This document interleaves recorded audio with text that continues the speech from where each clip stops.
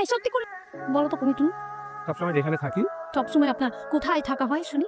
তোমার মনে আমার জানের মনে ফাইজলের বারো তোমাকে এতক্ষণ ধরে ফোন দিচ্ছি, ফোন রিসিভ করছো না কেন?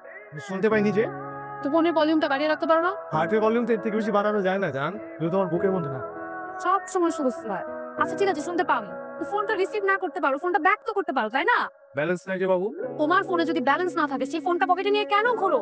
ওই যে তুমি পাঠিয়ে দিবে তাই। আচ্ছা আপনি যদি এখনই আসেন না তাহলে আমি আপনার ফোনে ব্যালেন্স দিয়ে দিব, আই প্রমিস। তুমি আমাকে 2 মিনিট সময় দাও, আমি রাখো। আমার দাও দাও দাও। আরে মামা আরে রাখবে না, তোমারে আমি কালকে টাকা দিয়ে দেবো। আরে ভাই আমরা তো 3 দিনে যাই না। হ্যাঁ মামা। হ্যাঁ করে আসছে কেন? তুমি এত জলদি কি করে চলে আসলো? বলেছিলাম না থান্ডারম্যানের মতো চলে আসবো। বাতাস আমার ঘোড়া, বিদ্যুৎ আমার গতি। তুমি কি আর কখনো মানুষ হবে না? আর মানুষই তো, আই এম আ ম্যান। তুমি এই এক শার্ট পরে আর কতদিন আসবে আমার সাথে দেখা করতে? কি কারণে?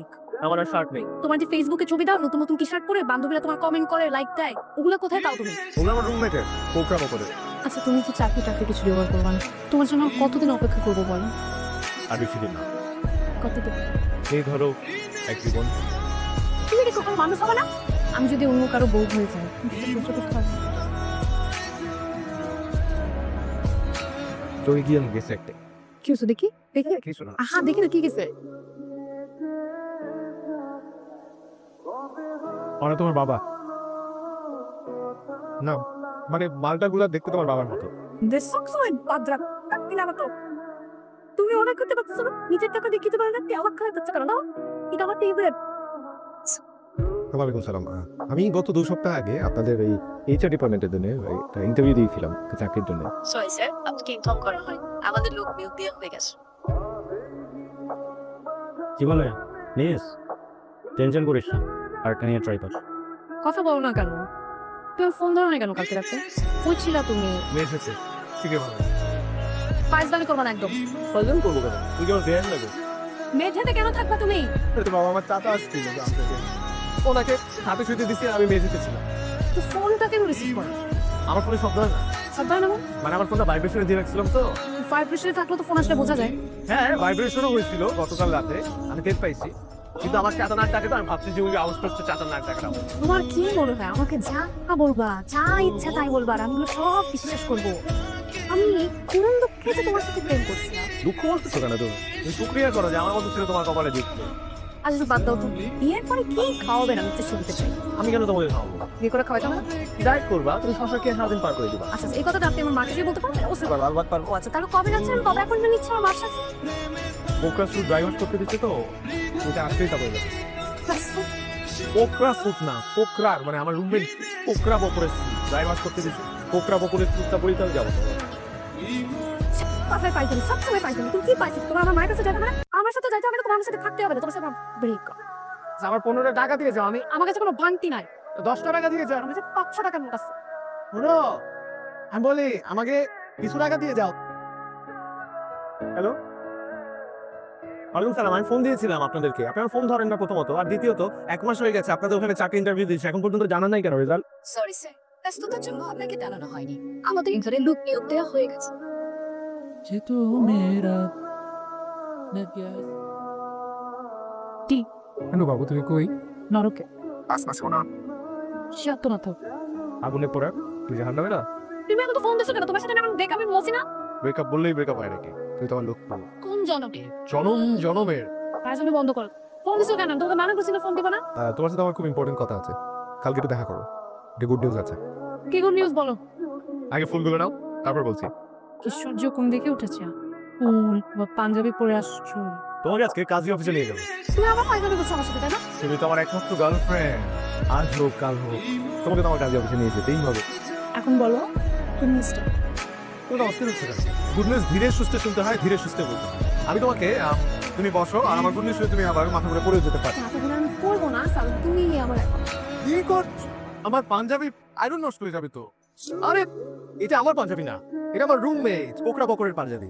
ওকে না বলেই পড়ে আসছি। আমার সাথে ফাইজলামি করতে তোমার খুব ভালো লাগে তাই না? পাঞ্জাবি করতে না, তোমার সাথে আমার সময় কাটাতে ভালো লাগে।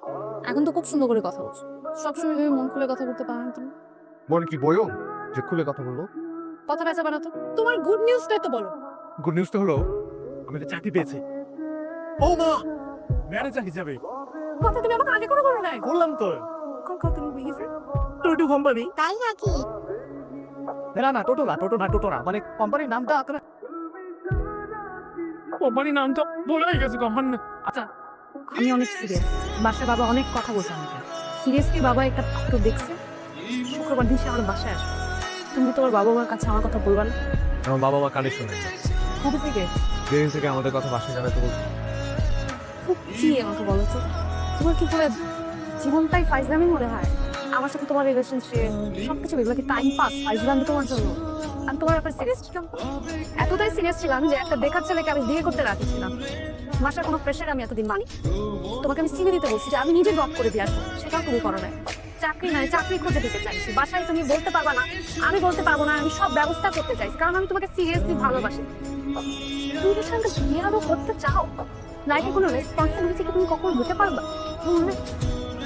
চাকরির থেকে বড় জিনিসটা হচ্ছে তোমার সেই ইচ্ছাটাই।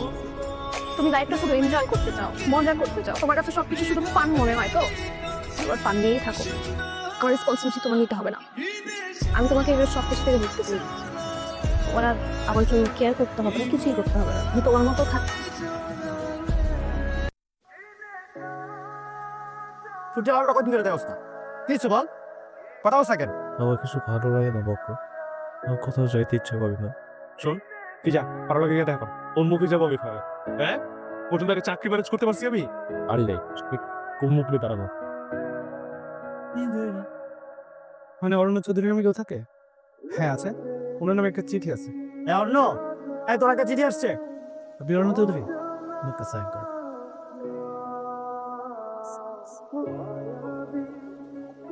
বকর অ্যাপয়েন্টমেন্ট লেটার আমার নামে। গত মাসে আমি একটা চাকরি ইন্টারভিউ দিয়েছিলাম, আমি অ্যাপয়েন্টমেন্ট লেটার আসছে আমার নামে। সিরিয়াসলি জয়েন কি বার? আজকে রবিবার। কি হলো?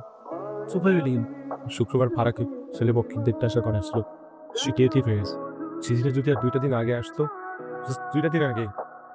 আসলে আপনাকে একটা গুড নিউজ দেওয়ার জন্য ফোন দিয়েছিলাম। ঠিক নিউজ জানি, আপনার বন্ধুই আমাকে বলেছে টোটো কোম্পানিতে, তাই তো? না না, এবার সত্যিই চাকরি নিচ্ছে। সত্যি সত্যি হলে না কিছু করার নেই, কারণ আমার বিয়ে হয়ে গেছে। তাই নাকি? অনেক কোইন্সিডেন্ট। না অন্যও দিয়েছে। চাকরি পাওয়ার পরে আমাদের হচ্ছে বাকি আমার মেয়ে নাবিলা, যেও বিয়ের জন্য রাজি হয়ে গেছে। দুই ফ্যামিলি তো রাজি। কি? হাই বকুর, অরণ্য যাতে আজকে লাল পাঞ্জাবিটা পরে আসে। আচ্ছা ঠিক আছে নাবিলা, আপু আমি তাহলে রাখছি, অনেক কিছু অ্যারেঞ্জমেন্ট করা লাগবে, একটু ঝামেলা আছে বুঝেন তো।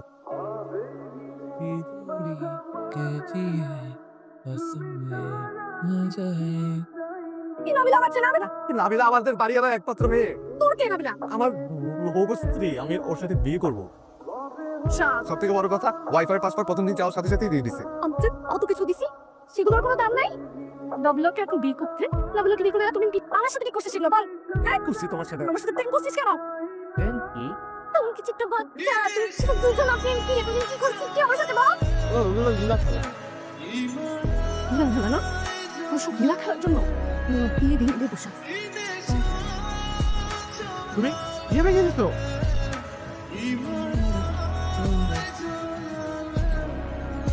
বিয়ে ভেঙে দিছো?